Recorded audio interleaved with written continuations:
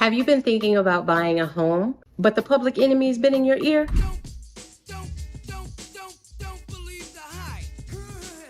That means your crazy cousin, your silly sister, your belligerent brother, your messy mama, your deadbeat daddy, your prideful pawpaw, your greedy granny, your selfish sister-in-law, your backstabbing brother-in-law, your fickle, fake, fair-weather friends, your slacking supervisor and or your cantankerous, conniving coworker who don't mean you no good and they all still renting. Okay, guys, don't believe the hype.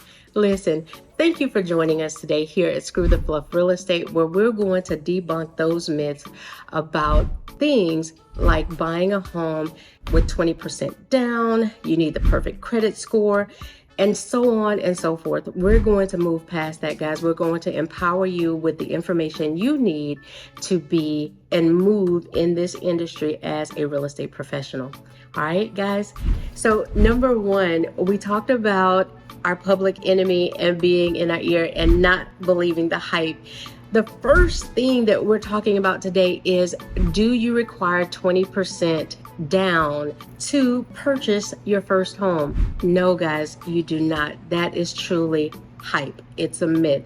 You are not required to come to the table with 20% down to purchase your first home. In fact, you can come with as little as 3% down. There are programs out there, FHA, conventional. I've even seen some transactions this year with 1% down on a conventional loan. And I'll get into the type of loans. That's for another video at a future time. But again, guys, do you need 20% down? Absolutely not. Can you get in a home with as little as 3% down? Yes, you can. Number two, we're talking about student loan debt. Student loan debt, they're saying, hey, if you've got student loans, you cannot buy a home. Not true, guys. It is also hype. If you have student loans, you definitely can become a home buyer. Now, just like anything else, it's your debt. It is going to count against you because it's your debt to income ratio.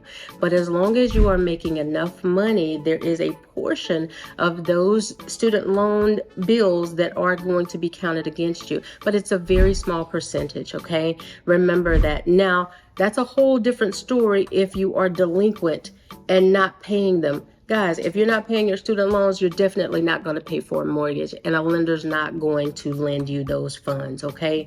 So forget about it. So maybe they told you, oh, if you got student loans, maybe they're thinking of themselves where they just said, screw the loans, they've got the degree, and they're just not going to use it. But guys, student loan debt, it does not affect you unless it is actually in the negative. It is just regular debt. You've got to pay your bills. All right, guys, number three, we're talking about buying a home because you've been given an approval for $500,000. We're talking about buying the most expensive home with your approval. You do not have to buy what they've approved you for. They approved me for $1 million home. I'm not purchasing $1 million. $1 million comes with $1 million price tag. That means a monthly I'm paying that bill, guys. Listen, if you can get into the same community, you have access to the same amenities, your work is down the street, you get to go to the same grocery store. Why do I need to buy the $1 million property when the $500,000 property works? Or why do I need to buy the $500,000 property when the $250,000 property works? Guys, you do not have to utilize every dollar they give you in that approval. Be smart. You don't want to be house poor, okay? I don't want you in the home looking out the window, living vicariously through your friends and family because you can't afford to do anything. Let's think about it, guys. Remember, you do not have to use that full dollar amount. Guys, I want to put a pin in it right there. If you found value to my channel, I would love your support. Please hit that like button, subscribe. Make certain you drop your comments below. I'd love to address them on later videos. You guys are absolutely amazing. Thank you so very much. All right, enough of the fluff. Let's get back into it. Listen, this last thing is kind of funky. It's going to be based upon what you need and what you want. Now, the hype is the best time to buy a home is during those summer months. That is a no-no. Now, are people getting excited? Are they definitely ramping it up and purchasing property during the summer months? Yes, because the kids are out of school, life is slowing down, it's vacation time.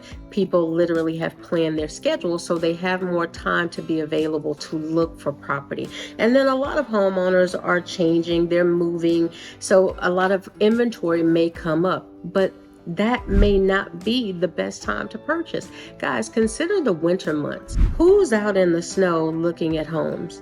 Nobody, not really. Nobody wants to put on that coat. Nobody wants to put on boots. Nobody wants to go out in that slushy, cold weather to look for a home unless they absolutely have to, right? So, and if they absolutely have to, for the seller has put that home on the market because of necessity. There's something going on. So those may be your bargain months, right? Those winter months may be the months to get that bargain.